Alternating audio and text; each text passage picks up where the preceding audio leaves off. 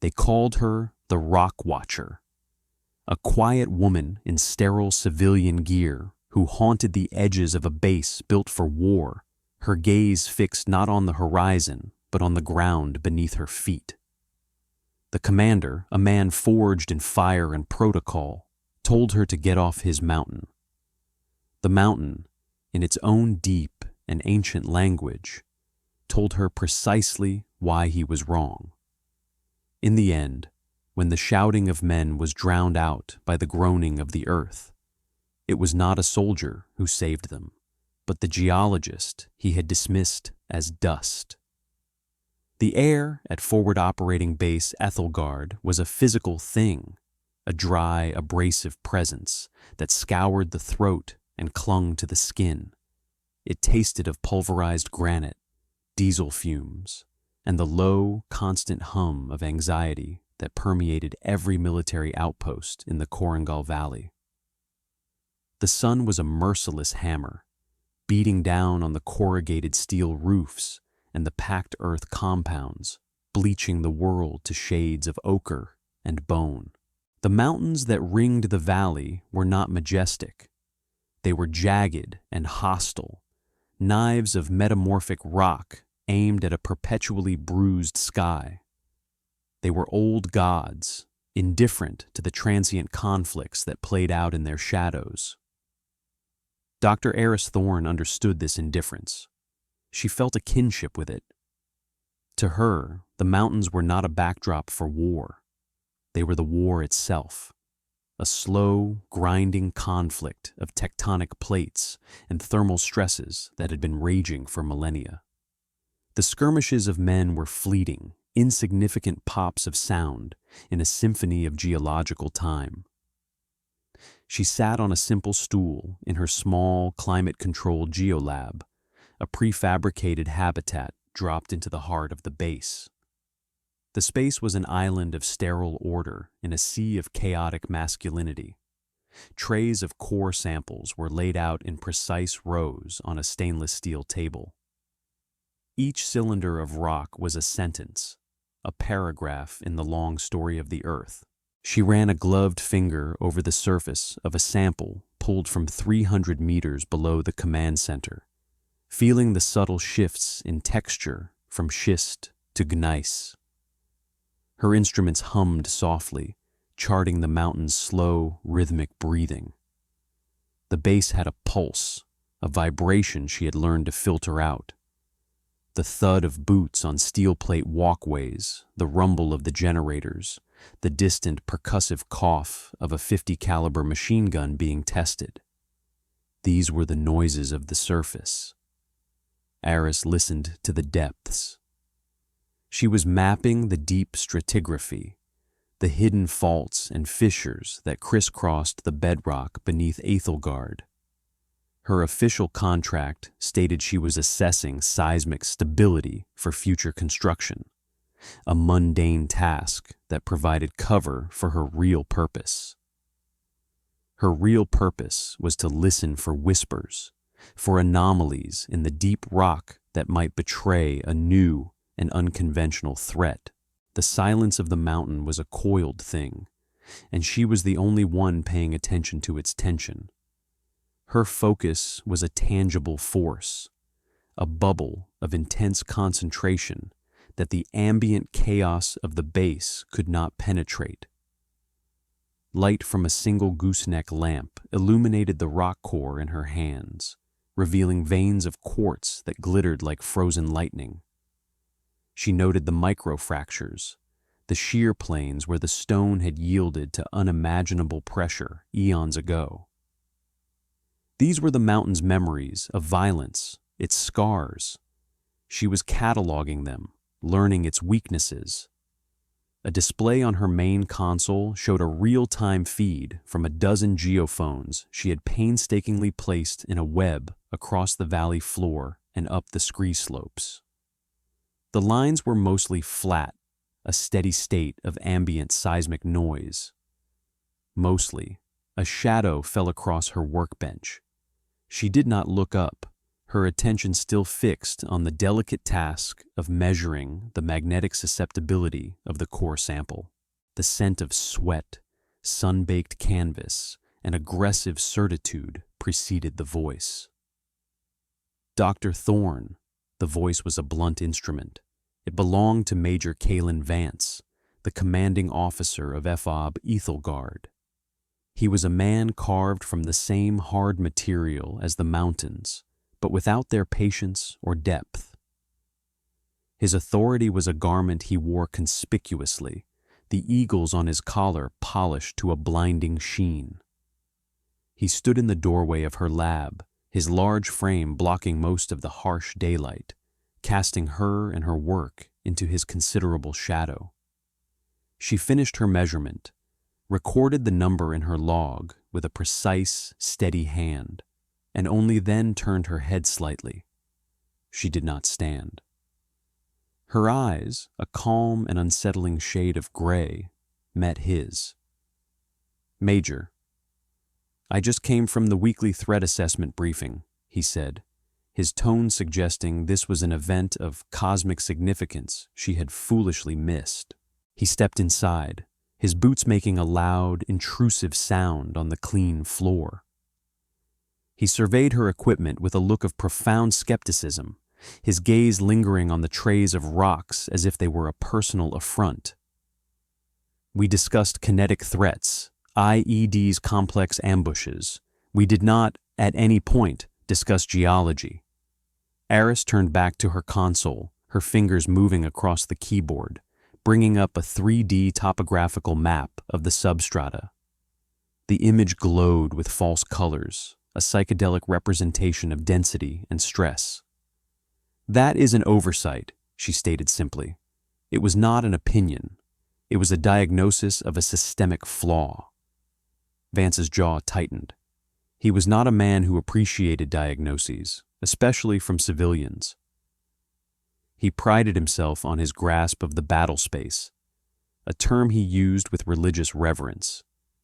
His battle space was a thing of sight and sound, of vectors and velocities, of things he could target and destroy. Her world of silent pressure and invisible waves was an irritant, a piece of data that did not fit his rigid matrix. "Your contract is with the Army Corps of Engineers. You're here to sign off on soil stability. You've been here for 6 weeks. Is the soil stable, Doctor?" "The regolith is stable," she corrected him, her voice even and devoid of inflection. "The bedrock is not. There are significant shear stresses along the Ethelgard fault line, approximately 400 meters beneath the northern perimeter. The biotite schist is unusually friable." She pointed a single elegant finger at a pulsing red zone on her monitor. "Right there." He stared at the screen, his expression a mask of forced comprehension. He saw colors and lines, not meaning. To him, it was an abstraction, a video game. "So, what are you saying? The base is going to fall into a hole?" A few of his men had gathered behind him in the doorway, drawn by the confrontation. She heard a stifled snort of laughter. "No," Eris replied, her patience clinical, like a doctor explaining a terminal illness. "I am saying the foundation upon which the base is built has pre-existing weaknesses. These weaknesses can be exploited." Major Vance crossed his arms over his broad chest, a classic posture of intellectual and emotional closure. "Exploited? By who? The rocks? Doctor, my men are getting shot at. That is a real, tangible threat. Your rock collection is a distraction. Your presence here, with your delicate equipment and your special requests for power allocation, is a logistical burden. I want your final report on my desk by tomorrow. Then I want you and your gear on the next transport flight back to Bagram." The statement hung in the air, heavy and final. It was an order, a dismissal of her, her work, her entire discipline. The Marines behind him shuffled their feet, their amusement hardening into the quiet affirmation of their commander's authority. This was their world. She was a guest, and her visa had just been revoked. Eris did not react. She did not argue or plead. She simply looked from the glowing red anomaly on her screen to the man's face. She analyzed the fine network of burst capillaries on his cheeks, the faint tremor of a muscle in his jaw, the way his eyes refused to truly engage with the data she presented. She saw a man who had mistaken the map for the territory. He saw the world in two dimensions, a flat plane upon which he moved his pieces. He was utterly blind to the third, the dimension of depth where the real war was always fought. "Understood, Major," she said. Her voice was perfectly level, a placid surface above an immeasurable depth. The quietness of her capitulation seemed to unsettle him more than any argument would have. He had come for a confrontation, for the satisfaction of putting a civilian academic in her place. He had expected a fight. Instead, he received only calm, analytical acceptance. It was like punching water. He grunted, a sound of unresolved frustration. "Good. 1800 tomorrow." He turned on his heel and strode out, his entourage of Marines following in his wake, their laughter now more open. The sounds faded down the walkway, leaving Eris alone in the sudden silence of her lab. She did not watch them go. Her attention was already back on the screen. The dismissal, the public humiliation. It was all just surface noise. It did not alter the data. The mountain did not care about a major's orders. The pressure along the fault line continued its slow, inexorable build. She zoomed in on the display, isolating the feed from Geophone 7, the one closest to the anomaly. The baseline of ambient noise was perfect, a clean, steady hum.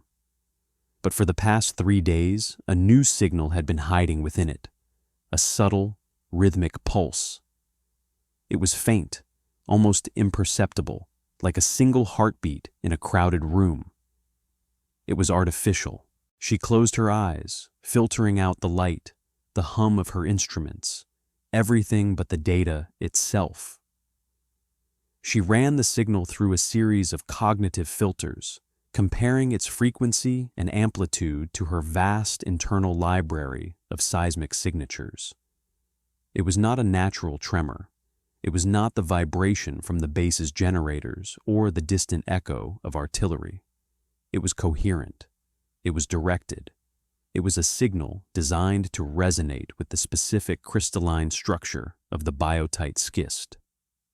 Someone was talking to the mountain, and the mountain was beginning to listen. The public confrontation in the Chow Hall was exactly what Vance had intended it to be, a demonstration of hierarchy. He cornered her near the coffee station, his voice loud enough to carry across the cavernous, echoing space. He held a flimsy printout of one of her preliminary reports, waving it as if it were contraband. The room, filled with the clatter of trays and the low murmur of tired conversations, fell quiet as the Marines turned to watch the spectacle. "Dr. Thorne," he boomed, making her name sound like an accusation. "I'm reading your report here. It says, and I quote, 'anomalous resonant frequencies detected at a depth of 400 meters. What the hell does that even mean in English?" Eris calmly placed a lid on her cup of tea. She looked at him, her expression unreadable. She was aware of the dozens of pairs of eyes on her, the collective weight of their skepticism and amusement. They saw a small woman in a gray fleece vest, a civilian lost in their world of camouflage and steel. They saw a target. She saw a room full of men sitting on a geological time bomb, being lectured by the man who was refusing to defuse it. "It means," she said, her voice quiet, but carrying with an unnatural clarity in the sudden hush. That something is deliberately introducing harmonic vibrations into the substrata. The frequency is tuned to the natural resonant frequency of the rock formation beneath us. It's like a singer shattering a glass, but on a geological scale. A wave of snickers rippled through the room. Vance smirked, sensing victory. He was playing to his audience, reinforcing his own authority by mocking hers. A singer? You think the Taliban are down there singing to the rocks? The laughter grew louder. Get off my base, doctor. Your fantasy stories are a waste of our time. Pack your bags. She took a slow sip of her tea, her gaze never leaving his. Her calm was a fortress he could not breach. The vibrations are not acoustic, Major. They are subsonic. And they are not a story. They are a weapon. You are looking for men with guns. You should be listening for a hum. Her response was so strange, so outside the context of their known reality, that the laughter died in their throats. It was replaced by an uneasy silence. She had not shouted. She had not defended herself. She had simply stated a fact so alien that it was more unsettling than any threat they could understand. She then turned and walked away, leaving the Major standing there, his face flushed with anger at being so quietly and completely dismissed. He had won the argument in the eyes of his men, but he felt a profound and infuriating sense of having lost. He had tried to make her small, but instead he had only made her seem strange and untouchable. That night, the humming began in earnest. It was not a sound one heard with the ears, but a feeling that resonated deep in the bones. It started just after 200, a low-frequency vibration that seemed to emanate from the very ground itself.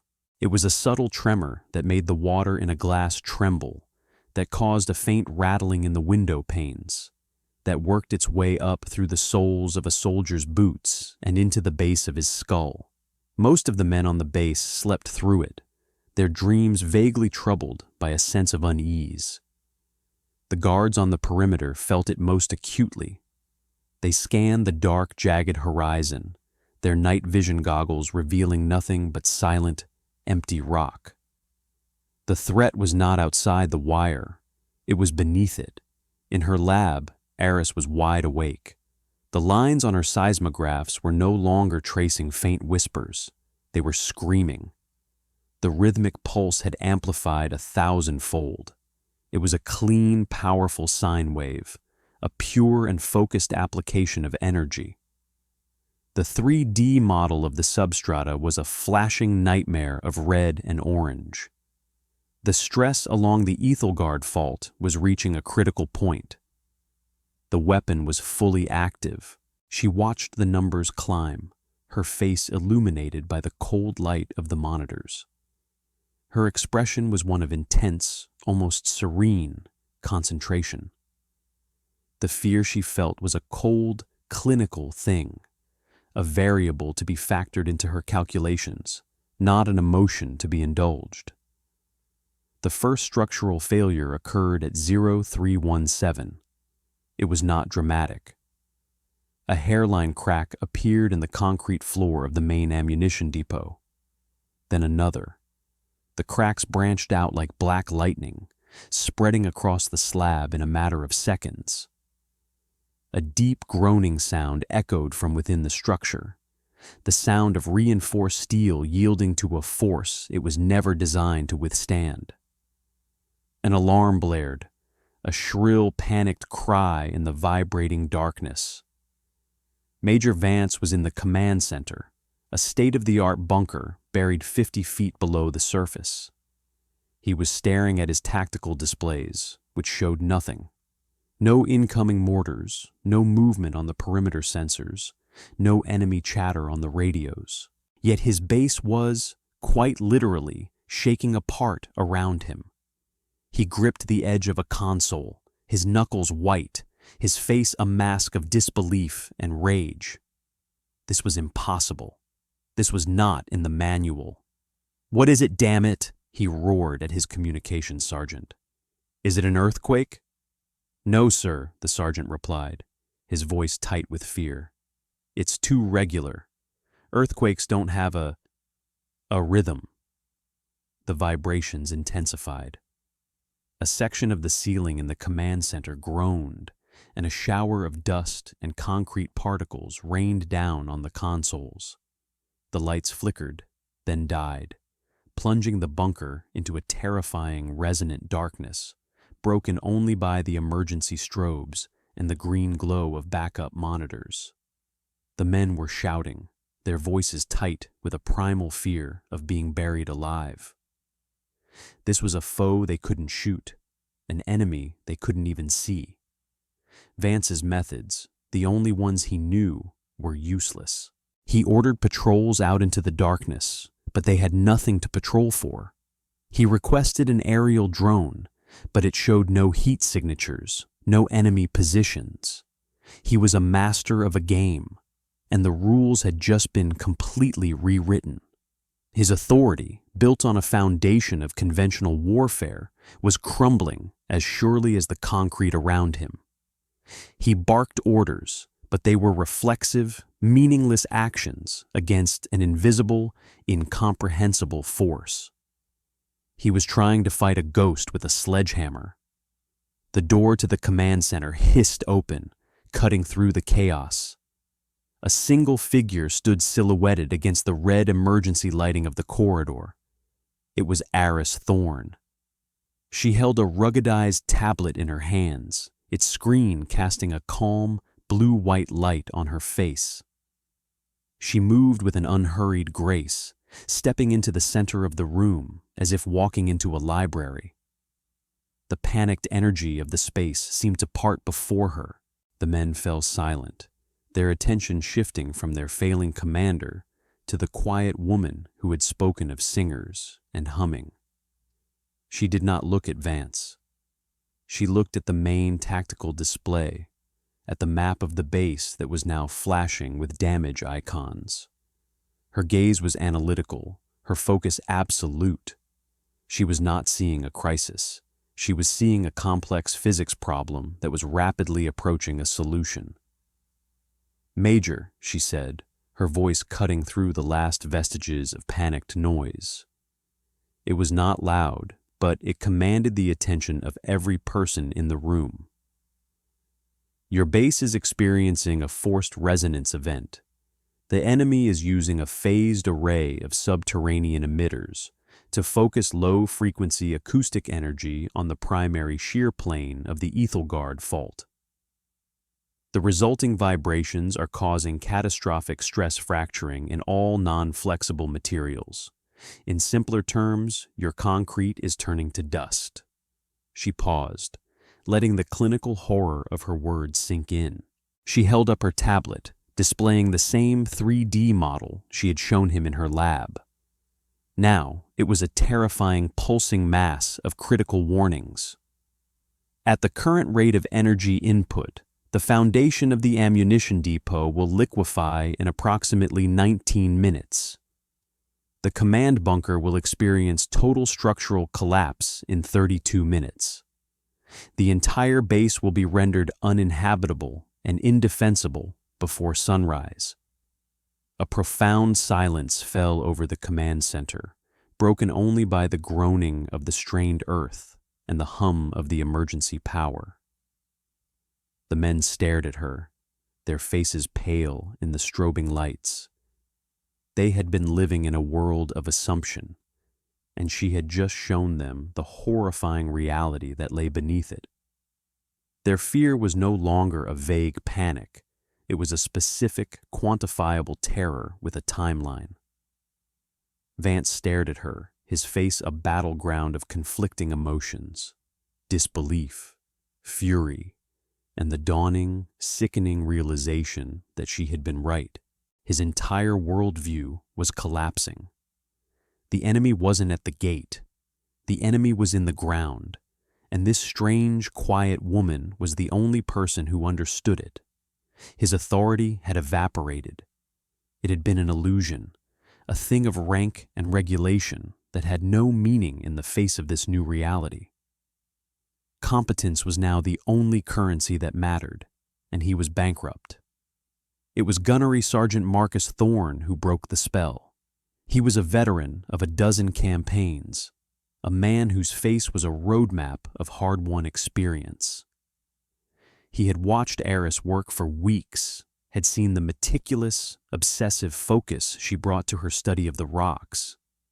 He had seen the way the Major had dismissed her. He looked from Vance's stunned, useless rage to Eris's absolute, unnerving calm. He made a choice. He chose logic over rank. He took a step forward, his posture shifting from one of a subordinate awaiting orders to one of a professional seeking direction. "What's the solution, Doctor?" he asked. His voice was steady, a rock in the trembling chaos. He did not call her ma'am. He called her doctor. It was an acknowledgement of her expertise, a transfer of authority more potent than any formal declaration. Eris turned her gaze to him. She saw a man who understood. "The solution is not to resist the energy, but to redirect it," she said, her voice taking on the tone of a lecturer in a very advanced, very deadly seminar. "We can't stop the resonance, but we can disrupt it. We need to create a destructive interference pattern. To do that, we need to introduce a new set of vibrations into the bedrock, our own vibrations, precisely timed and placed." She swiped a finger across her tablet, and the 3D model changed. A series of new points appeared, glowing a cool, steady blue. "I need 6 M112 demolition charges. Each one must be placed at these exact coordinates and to a depth of precisely 2 meters. The detonations must be synchronized to within a 10 millisecond tolerance. It will create a counterwave. It will either cancel out the enemy's frequency or it will shatter the entire mountain. The math suggests the former." The plan was insane. It was alchemy. It was a language none of them, save her, could speak. To plant explosives on their own base while it was shaking apart, based on the calculations of a civilian geologist, it was a leap of faith into a chasm of the unknown. Vance finally found his voice, a strangled, desperate sound. You can't be serious. You want to set off bombs inside the perimeter? You'll bring the whole place down." He was clinging to the wreckage of his protocol, to the rules of a world that no longer existed. Eris did not even grant him a glance. Her attention was fixed on the gunnery sergeant. She saw the question in his eyes, the final moment of calculation before commitment. "The base is already coming down, Major," Gunnery Sergeant Thorne said, his voice flat and hard. He turned fully to Eris, his back to his commanding officer. The gesture was a tectonic shift in the room's power structure. "Give me the coordinates, Doctor. I have the men for the job." The moment stretched, thick with the groaning of the earth. Around the room, other Marines followed Thorne's lead. They turned to Eris, their expressions a mixture of fear and a desperate, burgeoning hope. They were soldiers trained to follow orders, and the only person in the room giving coherent, actionable ones was the quiet rock watcher. Command didn't collapse. It simply flowed, following the steep gradient of competence from the empty vessel of the Major to the calm, focused center of Dr. Eris Thorne. She nodded once to the gunnery sergeant. "The clock is running, Gunny. Let's get to work." The execution was a masterpiece of controlled chaos. Eris remained in the command center, a still point in the swirling storm, her voice a calm, steady presence over the comms network. She was the conductor of a strange and violent orchestra. On her tablet, she monitored the incoming hostile resonance wave and the real-time position of the teams Thorn had dispatched. The ground bucked and shuddered, a constant, nauseating lurch that made movement treacherous. Dust filled the air, thick and choking, and the sound of groaning metal was a constant, grinding lament. Team 1, your position is 2 meters too far south, Eris's voice came over the radio, as calm as if she were directing a parking attendant. Adjust bearing 350. You're looking for a granite outcrop with a significant feldspar intrusion. The charge must be placed at its base. Outside, in the vibrating darkness, a young corporal stared at the rock face in the beam of his headlamp. Feldspar intrusion? Ma'am, it's just a damn rock. The rock with the pinkish crystals, Corporal, her voice replied instantly, without a hint of impatience. It has a different density. The shockwave propagation requires that specific medium, 2 meters deep, no more, no less. Gunnery Sergeant Thorn oversaw the operation with brutal efficiency, his belief in Aris translating into unwavering orders for his men. They worked with the desperate speed of men whose lives depended on the arcane instructions of a woman they had mocked only hours before. They dug into the heaving earth, their shovels striking sparks from the stone, their muscles straining. They were combat engineers and infantrymen, trained to build and destroy, and now they were being asked to perform a kind of geological surgery, guided by an unseen surgeon. Major Vance remained in the command center, a ghost at his own funeral.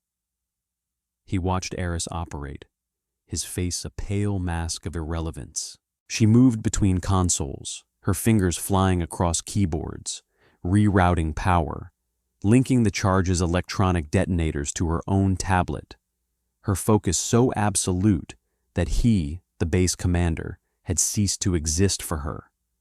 He was just another piece of failing equipment. All teams, charges are set, Thorn's voice crackled over the net.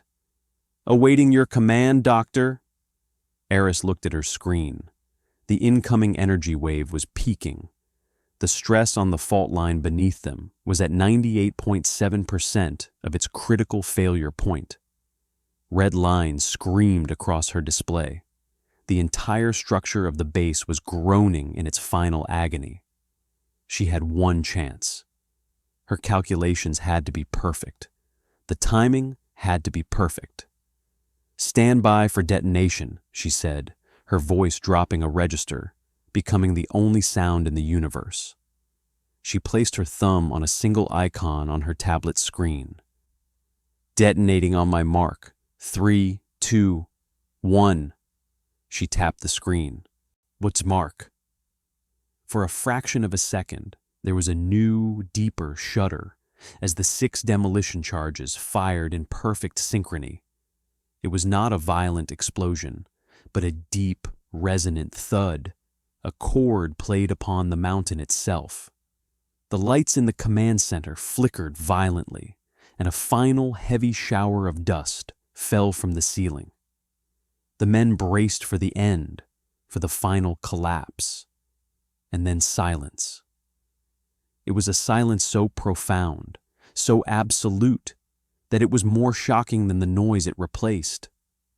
The vibrating stopped. The groaning of metal ceased. The low, bone-deep hum was gone. The world snapped back into a state of stillness. The silence was not empty. It was a presence, a physical entity that filled the void left by the chaos. It was the sound of salvation. On Aris's monitor, the angry red lines of the hostile resonance wave collapsed. In their place, a flat green line appeared. The counterwave had been perfect. The destructive interference had canceled the threat completely. She had fought a weapon of physics with physics, and she had won. She stood there for a long moment, watching the flat line, confirming the data. Then she took a slow, deep breath the first she seemed to have taken in an hour. She looked up from her screen, her calm gray eyes scanning the faces of the men in the command center. They stared back at her, their expressions a mixture of awe, disbelief, and a reverence usually reserved for gods or miracles. They were alive because of the quiet woman and her rocks. Into this sacred silence came a new sound. It was distant at first, a faint, rhythmic chopping that grew steadily louder. It was the unmistakable sound of a helicopter approaching fast. A communications technician, his face still streaked with dust, looked up from his console. "Sir, Doctor," he corrected himself.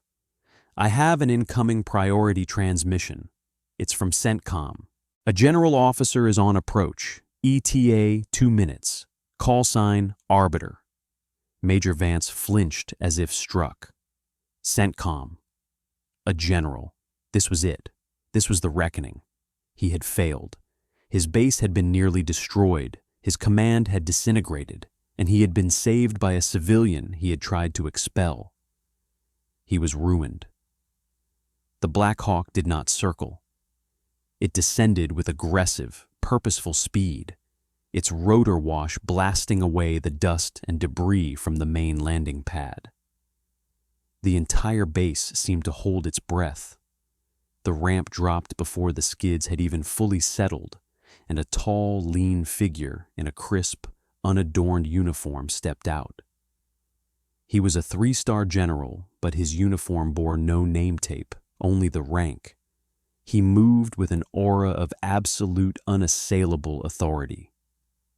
He ignored the frantic salutes of the Marines who scrambled to meet him. He ignored Major Vance, who had stumbled out of the command center to formally receive him. The general's eyes scanned the assembled, dust-covered survivors until they found who he was looking for. He walked directly toward Eris Thorne. She had emerged from the bunker, blinking in the first pale light of dawn. She still held her tablet, its screen displaying the steady, flat green line. The general stopped a few feet in front of her. His face was grim, but his eyes held a look of profound relief and respect. "Dr. Thorne," he said, his voice a low, powerful baritone that carried over the winding down turbines of the helicopter. "Report." Eris did not salute. She simply met his gaze. "General, hostile asset neutralized. The weapon was a subterranean acoustic resonance projector. My countermeasure was successful.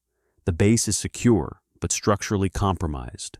I'll need to conduct a full geological survey to assess the damage to the bedrock." The general nodded slowly, his eyes taking in the cracks in the concrete pad, the strained look on the faces of the surrounding Marines. He then turned his gaze, cold as glacial ice, onto Major Vance, who stood frozen, a statue of obsolete authority. "Major Vance," the general said, his voice dropping all pretense of military courtesy. It was now a blade. "I have read the preliminary after-action report transmitted by Dr. Thorne. I have also been monitoring her private channel for the last hour. She informed my office of a potential tectonic weapon in this sector 3 weeks ago. She requested support, analysis, and a heightened state of alert. Her requests were, I see, routed to your desk, where they were summarily ignored." Vance's face went white. He opened his mouth to speak, to defend himself, but the general cut him off with a sharp, dismissive gesture. "You had the world's foremost expert on tectonic warfare and geological weapon systems on your base. The chief architect of the entire Silent Shield Defense Initiative. A woman whose clearance level is so far above yours you couldn't see it with a telescope. And you, in your infinite wisdom, ordered her to pack her bags and get off your base because she was a logistical burden." A collective silent gasp went through the assembled Marines. The Rock Watcher, the quiet civilian. The revelation of her true identity was a shockwave that reordered their entire understanding of the past 6 weeks, of the past terrifying night. They had not been housing a quirky scientist. They had been hosting a legend, a ghost who walked the highest corridors of power, and they had been utterly blind to it. The general took a step closer to Vance, his voice now a low, venomous whisper that was somehow more terrifying than a shout. You valued your ego over the lives of your men and the security of this entire sector. You mistook quiet competence for weakness and loud authority for strength. You are relieved of command, effective immediately. You will be confined to quarters under guard. A full court-martial inquiry will follow. You are a disgrace to the uniform. The fall was swift, total, and brutally public. Vance did not speak. He simply deflated, the rigid military bearing dissolving into the slump of a broken man. 2 military policemen stepped forward and gently, almost apologetically, escorted him away. His career was over. His legacy was a single, catastrophic failure of judgment. The general turned back to Aris. His expression softened. The Secretary of Defense sends his personal gratitude, Aris. We thought we had another 10 years before anyone could weaponize the Allardyce effect. You not only identified it, you defeated it with 6 demo charges and a tablet. You saved us a decade of panic and $1 trillion in retrofitting. The math was sound, she said, as if that explained everything. They made a mistake. Their emitters created a pure sine wave. It was powerful, but predictable, an amateur's error. The general allowed himself a small, grim smile.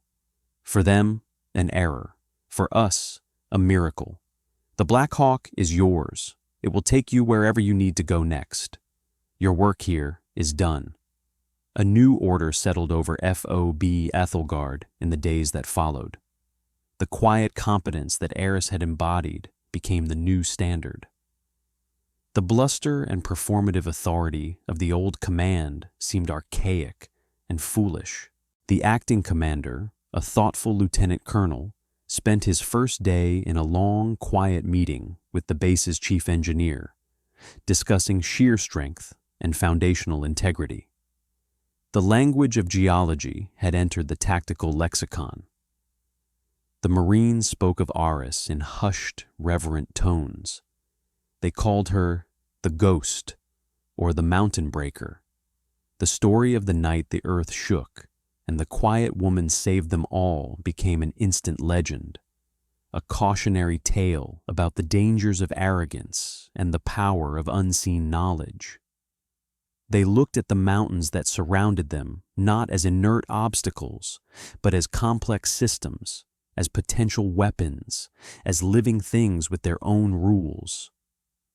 She had not just saved them, she had changed the way they saw the world. On the morning of her departure, Gunnery Sergeant Thorne found her in the geolab, carefully packing her rock samples. He did not come to offer praise or thanks. He understood that such things were meaningless to her. He stood in the doorway for a moment, watching her work. Then he held up a small, unusually shaped piece of black rock. "Doctor," he said, his voice quiet, "found this on patrol this morning, up near the ridge. It has these layers, like pages in a book." Eris stopped what she was doing. She took the rock from him, her fingers tracing the delicate lines of shale. She turned it over in the light, her gaze analytical and appreciative. "Laminated mudstone," she said. "Each layer is a season, a record of ancient rainfall. This stone is a history of 1,000 monsoons, written before men ever walked this valley." She handed it back to him. "It's a good find, Gunny. It tells a story." He nodded, closing his hand around the stone. It was not praise, but it was a shared understanding, a moment of connection across the vast gulf of their different worlds. It was the only acknowledgement she needed. "Safe travels, Doctor." She gave a slight, almost imperceptible nod and returned to her work. Her departure was as quiet as her arrival. The Blackhawk landed, she boarded with a single case, and it lifted off into the vast, indifferent blue of the Afghan sky. The men of the base watched it go, a dark shape shrinking against the jagged peaks. She left behind no personal effects, no lingering presence, only a profound and permanent shift in the culture of a place built on the edge of the world.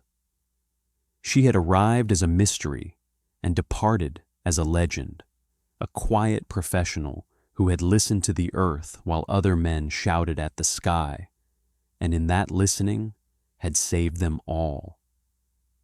Her legacy was not a monument or a medal. It was the newfound respect a hardened soldier now had for a simple piece of stone.